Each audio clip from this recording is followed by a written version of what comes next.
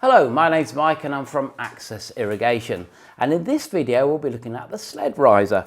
And the sled, I've got one in front of me.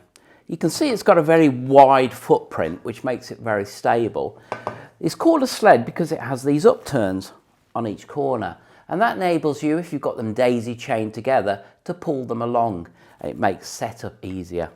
You'll also find that it has holes for pegs if it's very windy side or you want to secure it down.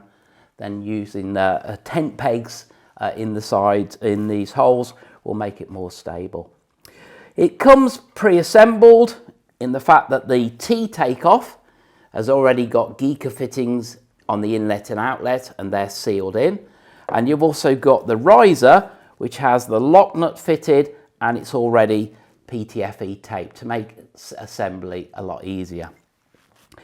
This sled riser, you can have the NAN 501, which screws directly on the top, or you can have, in this case, the NAN adjustable, which you need a socket to interface between the two.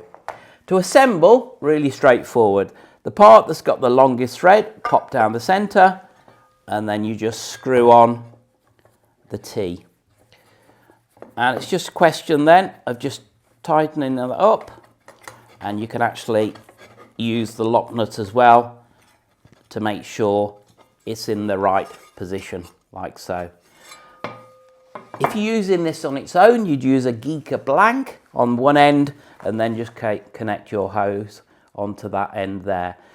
As I say, once assembled, the NAN 501 fits directly on the top, or the NAN adjustable has a socket interfacing between the two.